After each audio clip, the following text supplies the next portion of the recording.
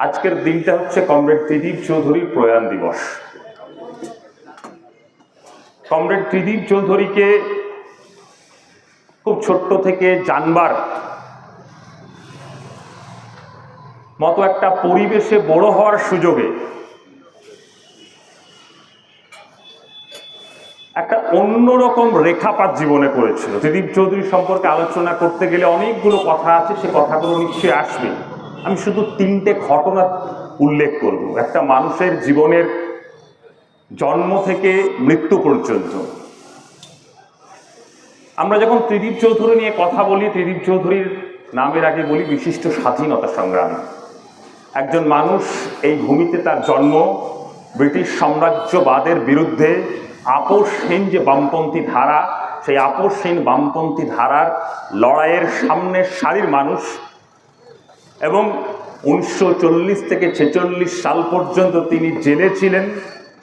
এই যে ছোট্ট ছোট্ট ঘটনাগুলোকে যদি একটা জায়গায় আনা হয়, সেটা একটা যেমন ত্রিদীপ চৌধুরী, এবং তার সঙ্গে যদি সংযোজন করা হয় আজকের রাজনীতির সঙ্গে, এই মানুষটা 1952 সালে দেশের পার্লামেন্টের সাংসদ। আজকের দিনে দাঁড়িয়ে থেকে যখন দেশের পার্লামেন্টের সাংসদরা তাদের বিলাসী বৈভব জীবন সেখান থেকে যখন বেরিয়ে না আসতে পেরে নিজের সংসদীয় এলাকার মানুষের কথা ভুলে যায়, কিন্তু যে আপোষহীন বামপন্থী ধারার কমরেড ত্রিদীপ চৌধুরী, সাংসদ ত্রিদীপ চৌধুরীকেও ঘরে আটকে রাখতে পারেনি যখন দেশের হয়ে দেশের ভূমিকে রক্ষা করবার জন্য গোয়া মুক্তি আন্দোলনেও তিনি সামিল হয়েছেন। এটা একটা ত্রিদীপ চৌধুরী। আবার অন্যদিকে দাঁড়িয়ে থেকে যখন একজন সাংসদ দিল্লিতে পৌঁছে পার্লামেন্টে যখন নিজের সংসদীয় এলাকায় মানুষের জীবন যন্ত্রণা, সেই কথাগুলো তুলে ধরবার যে দায় দায়িত্ব, সেই দায় দায়িত্ব যখন ভুলে যায়। কিন্তু ত্রিদীপ চৌধুরী সাংসদ হিসেবে ত্রিদীপ চৌধুরীকে মনে করতে হলে ইতিহাসের পিছনের দিকে যদি ফিরে যেতে হয়, যখন 5-এর দশক আমাদের এই আজকের পশ্চিমবঙ্গ, পাশের দেশ আজকের বাংলাদেশ, তৎকালীন পূর্ব পাকিস্তান, পূর্ব পাকিস্তানের পুলিশ গুলি চালিয়ে আমাদের এই মুর্শিদাবাদের জলঙ্গির 3 জন কৃষককে হত্যা করল। দেশের প্রধানমন্ত্রী তখন পণ্ডিত জওহরলাল নেহেরু। যে পণ্ডিত জওহরলাল নেহেরু ভারতের স্বাধীনতা সংগ্রামের পরে, ভারত স্বাধীন হওয়ার পরে নেহেরুর ভারতবর্ষ, নেহেরুর প্রধানমন্ত্রিত্ব যখন পার্লামেন্টে নেহেরুর দিকে তাকিয়ে কথা বলবার জায়গা পরিবেশই নেই, সেই সময়ে ত্রিদীপ চৌধুরী চোখে চোখ রেখে পণ্ডিত নেহেরুকে বলছেন, either govern or get out, হয় তুমি দেশ শাসন করো, না হলে এখান থেকে বেরিয়ে যাও। অর্থাৎ ত্রিদীপ চৌধুরীকে যারা দিল্লি পাঠিয়েছে, সেই জেলার কৃষক যখন নির্বিচারে, যখন পাশের দেশের পুলিশের রাষ্ট্রশক্তি দ্বারা যখন খুন হচ্ছে, হত্যা হচ্ছে, তখন ত্রিদীপ চৌধুরীদেরকে পার্লামেন্টে চুপ করে বসিয়ে রাখা যেত না। এটা হচ্ছে ত্রিদীপ চৌধুরী, আর একটা ত্রিদীপ চৌধুরী। আবার আরেকটা ত্রিদীপ চৌধুরীকে যখন ভাবি আজকের রাজনীতিতে, যখন যে রাজনীতিতে জ্ঞান, শিক্ষা, মূল্যবোধ প্রতিদিনের অবক্ষয় যখন হচ্ছে,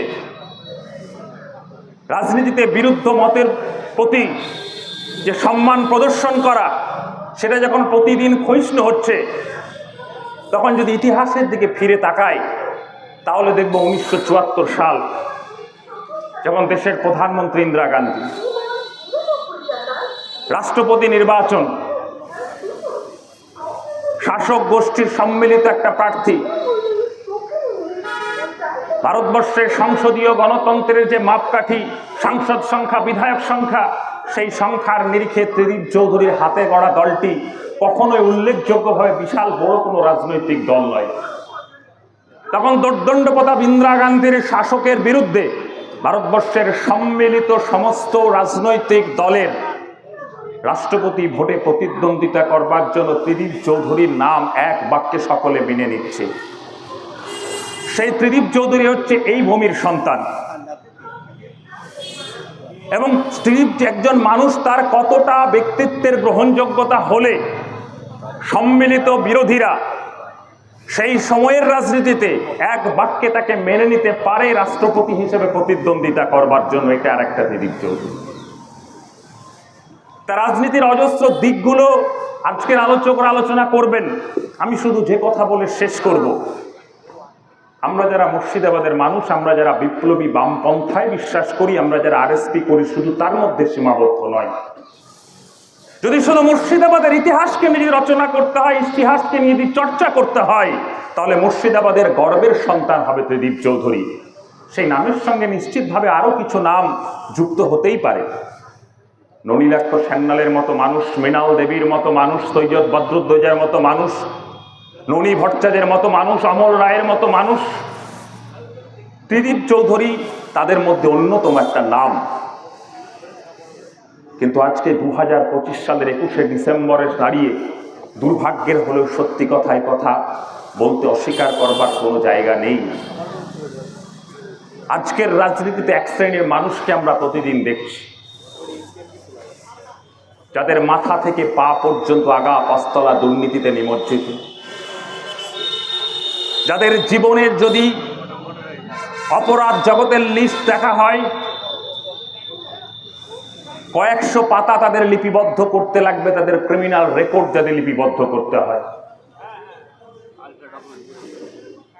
কিন্তু দুর্নীতির মাধ্যমে উপার্জিত অর্থ, সেই অর্থ খরচ করে এক শ্রেণীর বশংবদ মিডিয়াকে দিয়ে সমাজ মাধ্যমে নানা নামে আইকন, নানা নামে যুব নেতা, নানা নামে রবিনহুড, এই নামে প্রচারিত হচ্ছে মুর্শিদাবাদের গর্ব হিসাবে। কিন্তু ইতিহাসের দিকে যদি ফিরে তাকানো যায়, এই মানুষগুলো মুর্শিদাবাদের রাজনীতিতে মানুষে মানুষে ঐক্যের জন্য জীবনে একদিন কোনো প্রচেষ্টা তারা করেন। মুর্শিদাবাদের রাজনীতির সংস্কৃতিকে রক্ষা করবার জন্য তাদের কোনো ভূমিকা নেই। মুর্শিদাবাদের যে ঐক্য সংস্কৃতি, সেই সংস্কৃতিতে যেমন তাদের ভূমিকা নেই, কিন্তু বারে বারে যখন মুর্শিদাবাদ রক্তাক্ত হয়েছে, বিভেদের বিদ্বেষের বীজ যখন মুর্শিদাবাদে বারে বারে পোতার চেষ্টা হয়েছে, তখনও দেখা যাবে এই মানুষগুলোর ভূমিকা আছে ওই বিভেদ রচনা করতে, বিদ্বেষ রচনা করতে। সেই মানুষগুলো আজকে মুর্শিদাবাদকে পথ দেখাবে। আজকের দিনে দাঁড়িয়ে থেকে কমরেড ত্রিদীপ চৌধুরীর প্রয়াণ দিবসে এই জেলার ছাত্র যুবদের প্রতি, নতুন প্রজন্মের প্রতি, আমরা যারা ত্রিদীপ চৌধুরীর পরবর্তী প্রজন্ম উত্তরাধিকার হিসাবে নিজেদের দাবি করি, শুধু আমরা আহ্বান করব, মুর্শিদাবাদের গর্বের ইতিহাস যদি চর্চা করতে হয়, ফিরে যেতে হবে ত্রিদীপ চৌধুরীদের দিকে, ত্রিদীপ চৌধুরীদের ইতিহাসের দিকে। নতুন করে দুর্নীতির টাকায়, বিভেদের বিদ্বেষের উপরে ভিত করে নতুন নতুন রাজনৈতিক নেতাদের যে চর্চা, সেই চর্চায় নয়, ইতিহাসের দিকে ফিরে যেতে হবে, ত্রিদীপ চৌধুরীদের দিকে ফিরে যেতে হবে।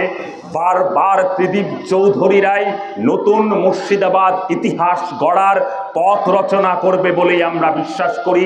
আজকের প্রজন্মকে সেই ইতিহাসের দিকে ফিরে যাওয়ার আহ্বান জানিয়ে, সকলকে সংগ্রামী অভিনন্দন জানিয়ে আমার আলোচনা শেষ করছি। ইনকলাব জিন্দাবাদ, কমরেড ত্রিদীপ চৌধুরী লাল সালাম, কমরেড ত্রিদীপ চৌধুরী অমর রহে।